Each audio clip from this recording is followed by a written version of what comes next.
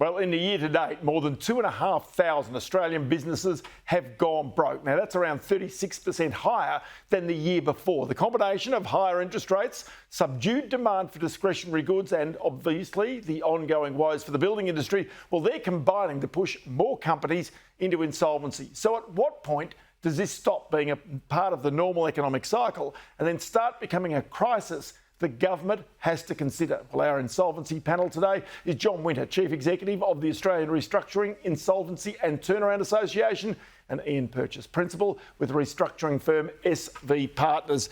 Can I start with you, John? And that is, there are a lot more companies clearly going broke this year compared with last year.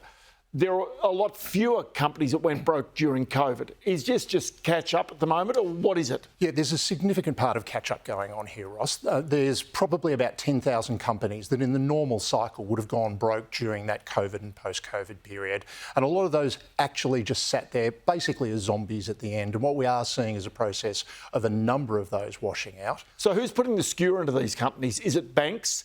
Is it other creditors that they're owing money to, or is it the tax office? It's primarily the tax office. The tax office is the 900-pound gorilla when it comes to any insolvency. They are the most likely to wind up an organisation by any measure. But they also have a series of warnings that they're able to put in place that do trigger directors to consider their own insolvency within their own firm. And that's what's been happening. The ATO has been sending out tens of thousands of warning letters. They've been sending what's called director penalty notices, and they have been initiating wind-ups. So they are certainly evening the ledger. OK, so at SV Partners right now, Ian, you're the boots on the ground, as it were, when companies are potentially going broke. Are you seeing the same thing? Oh, absolutely, Ross. At the moment, we're seeing an increase right across the board. All the sectors are being affected, but it's very much a construction-led insolvency at this stage, I think, and that because there are such a large number of construction businesses, and a lot of those have had issues with the tax office, and that's where it starts. But when you talk about supply shortages, you talk about fixed price contracts, you talk about labour problems, interest rates, inflation, and general uncertainty in the economy, the canary in the gold mine, or in the mine, is the construction industry, and I think that goes all the way through the economy.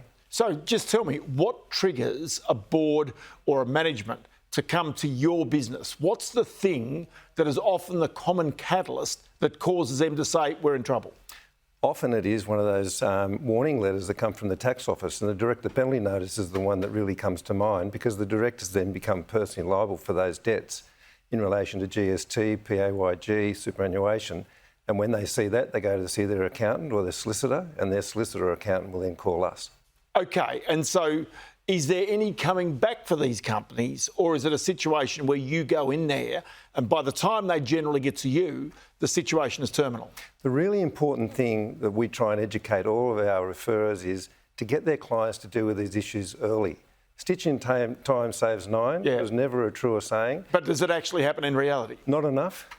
Not enough. But if it does, then we can turn them around very successfully. OK, so John, in the introduction here, I said that this at the moment might be something that's cyclical with our economy, with high interest rates, with rising wages as another thing that's sitting out there. You've obviously got issues with retail, discretionary spending. The construction industry is another one that Ian spoke about. But at what point does this become a problem for the government?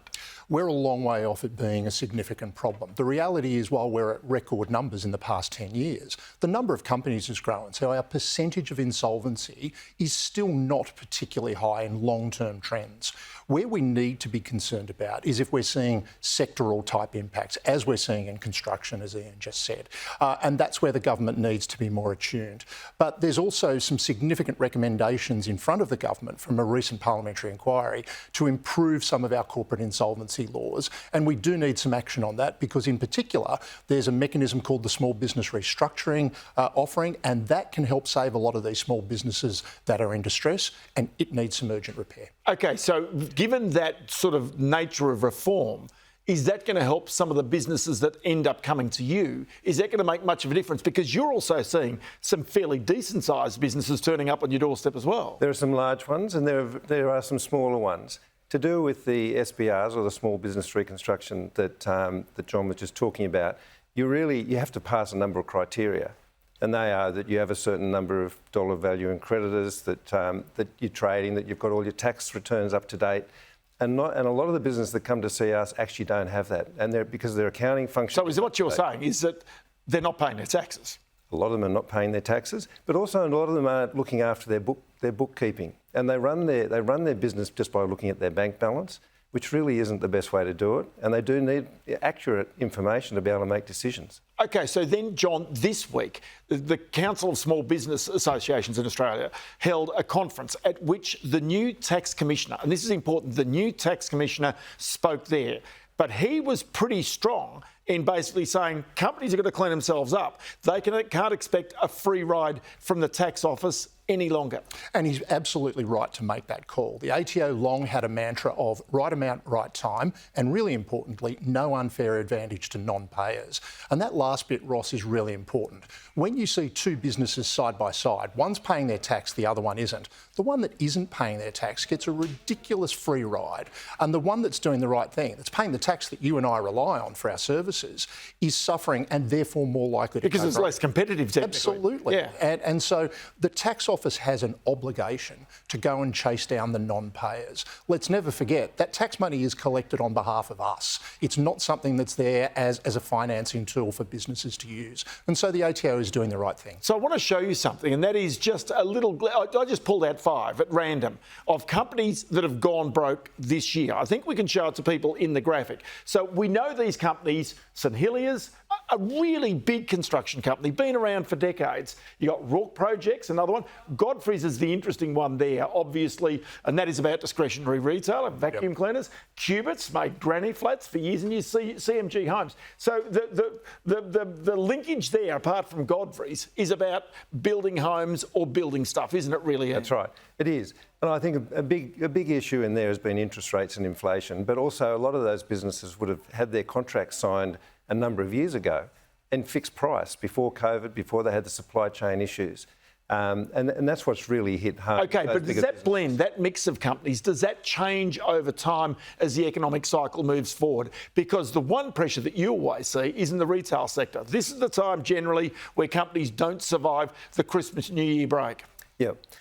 And I think we had a bit of that over post-Christmas, but I think more coming out of that, we'll see that in the second quarter, because they get the sugar hit during Christmas, they have the sales before Christmas, and that gets them through that period. But I think you'll find when people aren't spending as much money, they've had their Christmas holidays, they don't have as much discretionary spending, they've got school fees, you'll find that those retailers will have a bit more difficulty. And even though you say it's not a big problem in percentage terms of numbers of companies going broke, the one issue and why you need to watch this is because of unemployment. Because if companies go broke, it tends to lead to unemployment, and that is fundamentally for the economy also the other trigger, if you like. Yeah, there's no doubt. And this is where the Reserve Bank's obviously trying to watch its key indicators closely. If they take too much heat out of the economy, and let's be clear, this is a deliberate strategy to slow the economy down. If it takes too much heat out, you end up in a pretty dire situation. So it is a fine balance. But we are starting to see those stresses. I'd also say they're starting to come through in the other areas of discretionary spend, like hospitality, tourism. We are starting to see quite a bit of pressure there, and that's exactly what you would expect. But of course, even as we talk about the macro numbers, you can't forget there's a really human aspect to this which we can't bypass. There's no doubt about that. I'll tell you what, we'll try and do this again in another few months and just see how it's progressing, because it is one of the keys to our economy. So to John Winter and Ian Purchase, many thanks for your time today. Pleasure, Ross. Thanks, Ross.